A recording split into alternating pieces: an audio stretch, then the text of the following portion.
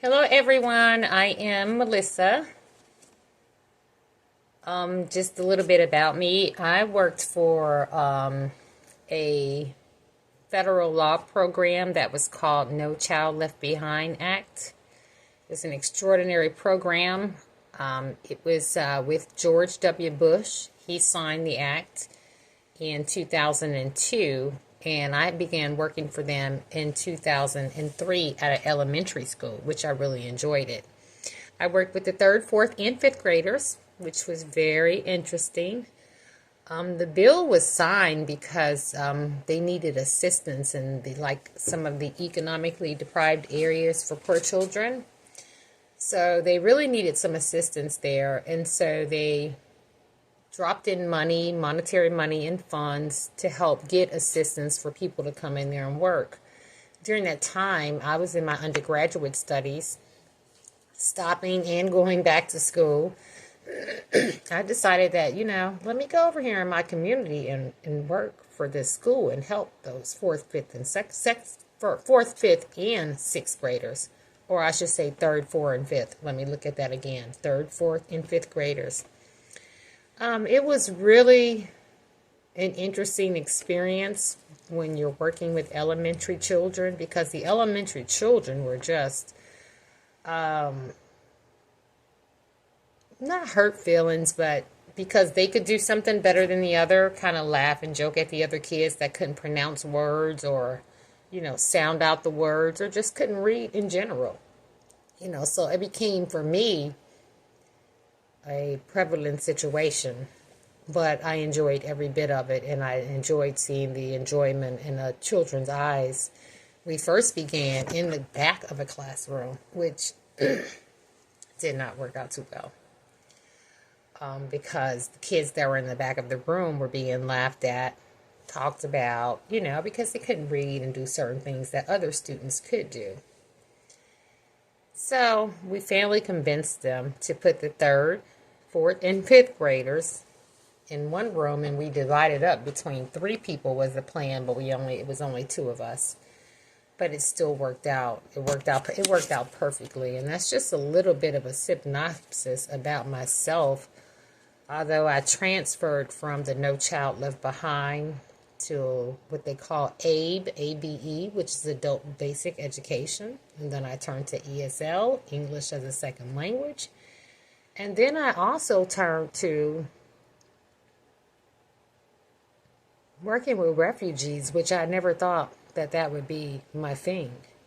But yeah, working with the refugees, and I enjoyed every bit of it. I spent a little time because I really wanted to know who was Vygotsky. Who was he? Well, I found out that he was a Russian psychologist. He developed a social cultural theory of development and social interaction plays in a critical role in learning the development. His development was of children, which I thought was very, very fascinating.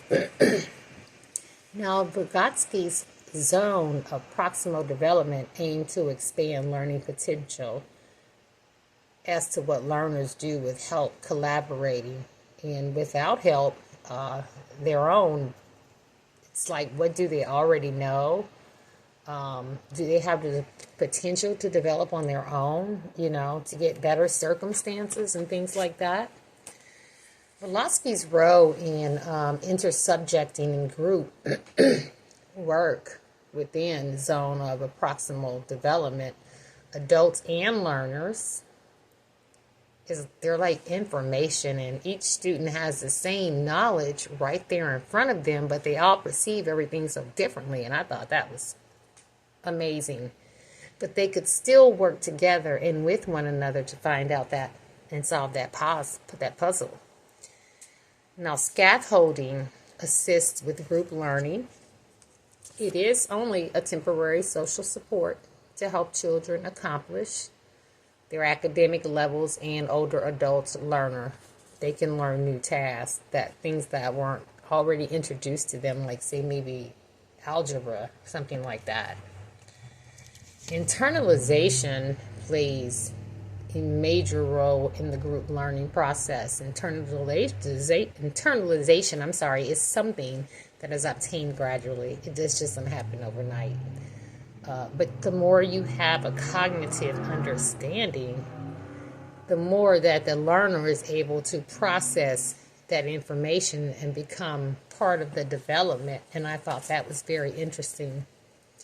I look at all my challenges in all the levels of the different schools that I have taught in, not even taught, volunteered for, that I have my certificates and everything for. And each one is so different. Each one is so different. Like ESL. I use this a lot in ESL. A lot. Because I wanted to show them a color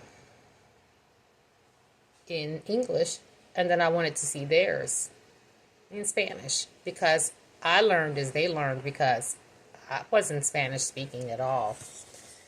And we talked about adult basic learning education, and we talked about ESL, and this is my training certificate for that course. And then this is the course. So these are all going to be part of my vision board.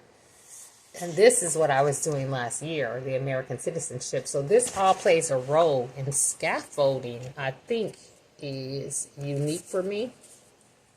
And I love the way that the internalization process is done.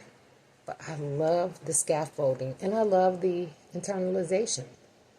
Because when we're taught, when a learner's taught by an educator, instructor, or teacher, there's nothing like that added on help, that little additional help. Well, I'm going to get off of here now. I know we all meet tonight, and I hope you guys enjoyed a little bit about me, knowing a little bit about me, and learning that every educator or every educational world that I've been in, from elementary to adults to different languages to refugees, it's all different talk process, and I use different tools for each of them. But it's rewarding and it's gratifying, especially when an 80-year-old woman came to me and cried because she had learned how to do fractions, and I taught her in baby steps. But it was needed. She raised her children.